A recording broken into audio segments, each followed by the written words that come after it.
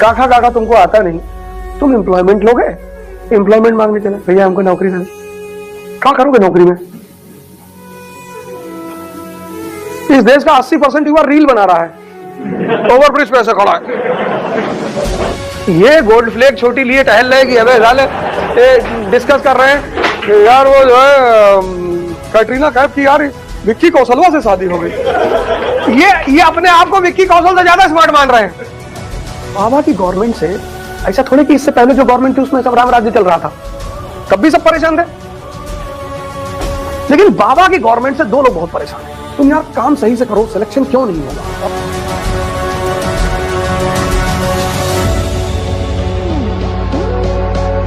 जय Hind friends. Employment मांग रहे हैं, एम्प्लॉयमेंट मांग रही है यूपी की जनता। काका काका तुमको आता नहीं, तुम एम्प्लॉयमेंट लोगे? कहां काम करोगे? 50 बेसिक क्वेश्चन पूछ लो, इस क्लास में कोई जवाब ना दे पाएगा। पहली कॉटन मिल किस सन में लगी थी कानपुर में, नहीं बता पाएगा कोई आदमी।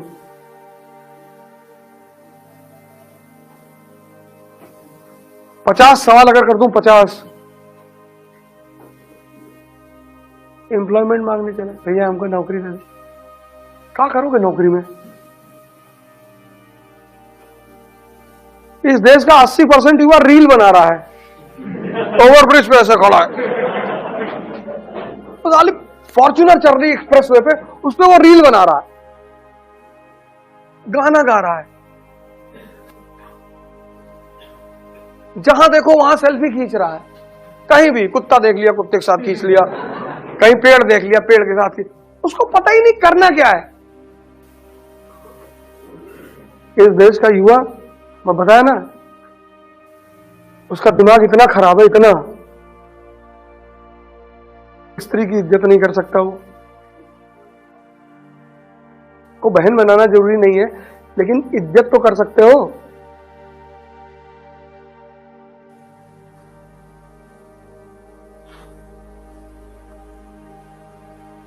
कि वो भी नहीं कर सकते।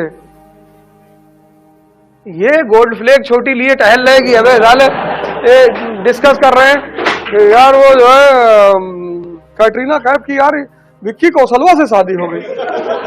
ये अपने आप को विक्की कौशल से ज्यादा स्मार्ट मान रहे हैं। भाई दुख कौन जताता है? जो किसी से अपने आप को किसी से अच्छा समझे।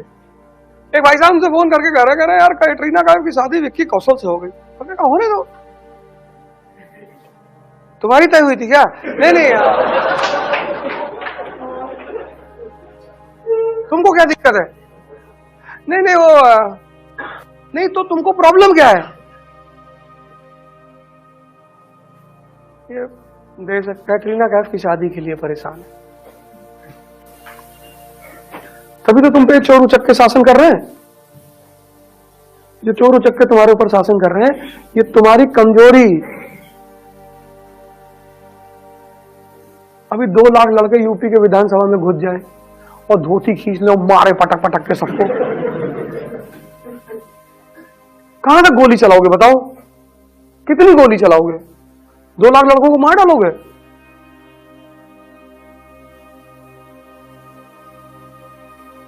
दो लाख लड़कों को मार डालोगे? लेकिन ये पता है कोई गुटखा खाए पड़ा है, कोई बीड़ी पी रहा है,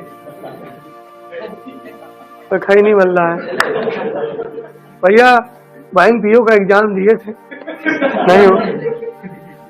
इनको पता है कि इस देश का युवा मरा हुआ है, इसको कौन जगाएगा? इसको कोई जगाने जाएगा, बोलेगा पंडित है, दिमाग लगा रहा है।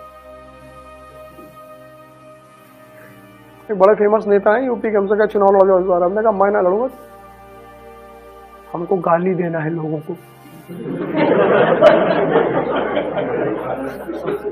हमसे ना हो पाएगा। तुम्हारे लिए काम करें और तुम्हारा पैर छुए, गांव गांव जाके तुमसे वोट मांगे, भैया हमको वोट दे दो, बाहर में जाओ तुम। वो गरियाएंगे, जिस गांव में जाएंगे पहले गरियाएंगे कि काट डालेंगे साले वोट नहीं दोगे तो, और तब तुम उनको वोट दोगे नहीं। तुम्हारा सबका ईगो जाग जाएगा। यार इतना बदतमीज है, बताओ। इलेक्शन से पहले गाली दे रहा, इलेक्शन से पहले गाली दे रहा। तो हम इलेक्शन लड़ने जाएंगे? हम नहीं लड़ेंगे इलेक्शन, हम गाली देंगे।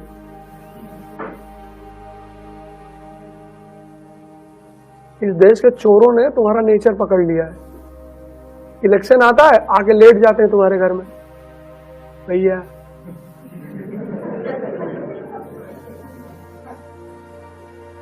तो तुम्हारा नेचर पकड़ चुके हैं, तुमसे डरते ही नहीं।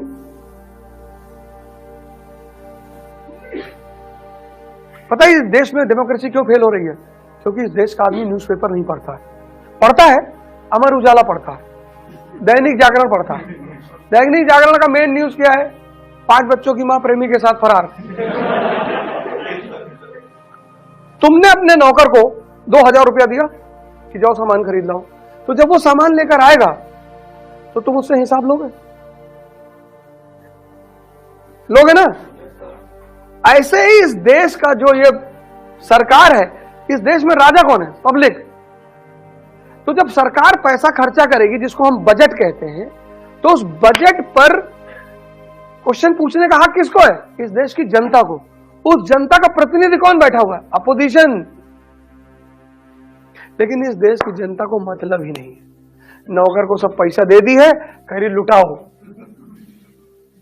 तो नौकर क्या कह रहा है? कह रहा है स्कूटी देंगे चुनाव के बाद। तुम्हारे नाना पैसा रख गए जो स्कूटी दोगी?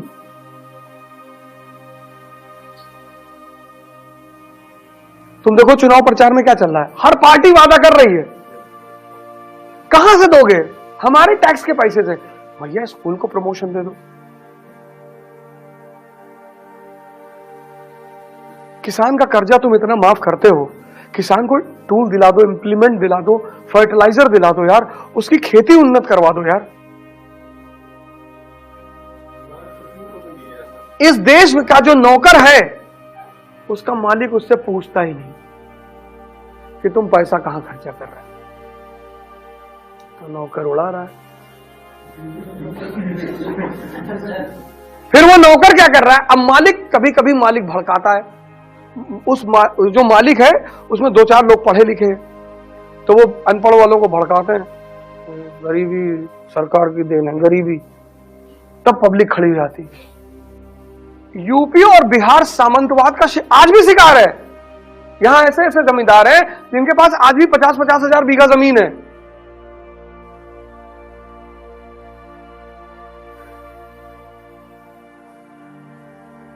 अब जिनके पास 50,000 बीघा जमीन है, वो ब्राह्मण भी है, वो राजपूत भी है, वो मुसलमान भी है,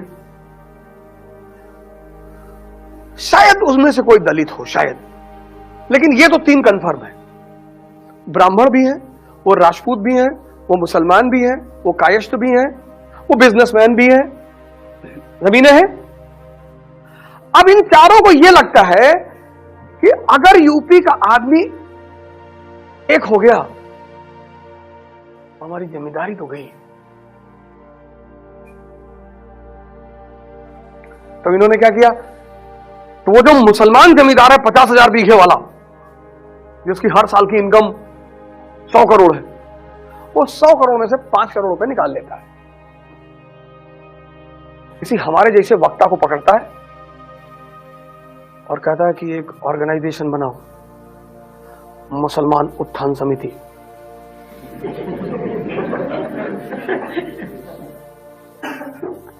बोले जी, और बोले मुसलमानों को बताओ कि यह मंदिर बन रहा है हमारे खिलाफ।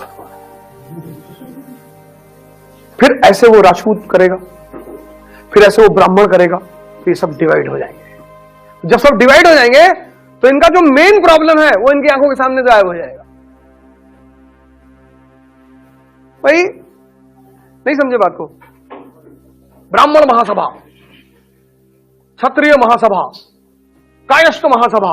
बाबा की गवर्नमेंट से ऐसा थोड़े कि इससे पहले जो गवर्नमेंट थी उसमें सब राम राज्य चल रहा था, तब भी सब परेशान थे। लेकिन बाबा की गवर्नमेंट से 2 लोग बहुत परेशान हैं, एक ब्राह्मण ठेकेदार, एक मुसलमान ठेकेदार। इनको ठेका ही नहीं मिल रहा है। पूर्वांचल एक्सप्रेसवे का काम 2000 करोड़ का, इनको मिट्टी डालने का ठेका नहीं मिला। तो अगर समाजवादी की सरकार आ जाए तो मुसलमान ठेकेदारों को काम मिल जाएगा, और छोटे मोटे यादव ठेकेदार कमा लेंगे 50-50 लाख रुपए एक साल में। आम जनता तब भी भिखमंगी रहेगी। और अगर बसपा की सरकार आ जाएगी तब ब्राह्मण ठेकेदार सतीश चंद्र चौधरी। हाँ, वो बलिया वाला जो 400 किलोमीटर का, हाँ वो तुम्हारा है, 1500 करोड़, हाँ फंड में पैसा दे देना। जी जी भैया। ये जो तुम यूपी में लड़ाई देख रहे हो ना, ये ठेकेदारों की लड़ाई है, जाति की लड़ाई नहीं है। क्योंकि अगर भाजपा शासन में आएगी तो राजपूत ठेकेदार ऐश करेंगे, अगर समाजवादी शासन में आएगी तो यादव और मुसलमान ठेकेदार ऐश करेंगे, अगर बसपा आकर सत्ता में आएगी तो ब्राह्मण ठेकेदार ऐश करेंगे। गरीब आदमी सबके शासन में मरेगा। तो फिर गरीब आदमी को सही, उसकी स्थिति सही हो जाए, उसके लिए राम मनोहर लोहिया जैसा नेता चाहिए, अंबेडकर जैसा नेता चाहिए, जिसको अपने लिए नहीं जीना है, समाज के लिए जीना है। तुम यार काम सही से करो, सिलेक्शन क्यों नहीं होगा? और नहीं होगा तो अब तुम नीचे नहीं जाओगे। । 95% लोग आज इसलिए डिप्रेशन का शिकार हैं, ओवर थिंकिंग। उसकी वजह यह है कि वो वीक है ना अंदर से। तुमसे ध्यान करने के लिए जो कहता तुम उसका मजाक उड़ाते हो, तुम भारत के संतों का मजाक उड़ाते हो। एक दो संत अगर पकड़ ही लिए गए किसी काम में, 250 का नकली नोट देखे हो, असली होता ही नहीं। जिसका असली होगा उसका नकली भी होगा। और ये पश्चिम के लोग चाहते नहीं कि तुम ध्यान करो, क्योंकि तुम ध्यान करोगे मन से मजबूत हो जाओगे, तुमको स्ट्रेस होगा ही नहीं। स्ट्रेस होगा नहीं, तुम गुटखा खाओगे नहीं। गुटखा खाना मतलब क्या? जुगाली। मुंह चलता रहेगा तो दिमाग शांत रहेगा। यहां मैं देख रहा हूं लोगों को, मतलब वो बनमस्का वाला सुबह 7 बजे आके गुटखा मुंह में डाल लेता है। मैंने कहा यार तुम बेचते तो अमृत हो और खुद खाते जहर हो। अरे भैया, हम कहीं जितना कमा रहे हो ना, ये सब अस्पताल में चला जाएगा।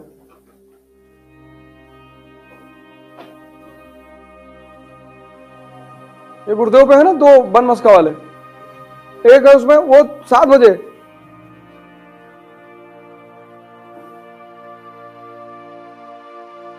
तो ठीक है कुछ लोग परेशान हैं। और एड यहां पे गुटखा का इतना जबरदस्त है। कंपनी गार्डन के चौराहे पे रजनीगंधा का एड देखो ना, भयंकर। और फिलोसॉफिकल एड, दर्शन।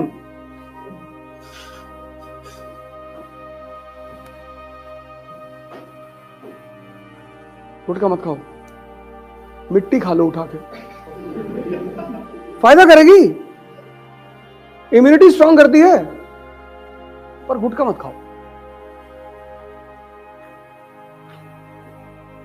प्राणायाम करो यार। स्ट्रेस हो रहा है, मैं समझ रहा हूं, तुम तैयारी कर रहे हो, पढ़ना पड़ रहा है, स्ट्रेस हो, ये तो बात मैं समझ ही रहा हूं।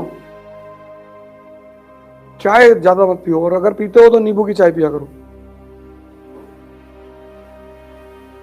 तुमको तो स्ट्रेस होना ही होना है, इतनी बड़ी प्रिपरेशन है, स्ट्रेस नहीं होगा। हर दिन 6-6 घंटे का मटेरियल यहां डाइजेस्ट करना है, हर दिन कम से कम न्यूज़पेपर तो हर दिन पढ़ना है ना। तो 4-5 दिन बाद मन एकदम पक जाएगा कि भैया रहने दो, तो उसको बचने का कोई तरीका तो चाहिए, वो उसका भी तो सोल्यूशन चाहिए। सोल्यूशन प्राणायाम है, भस्त्रिका।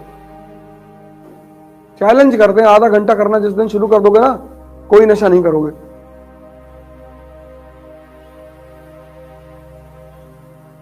चैलेंज।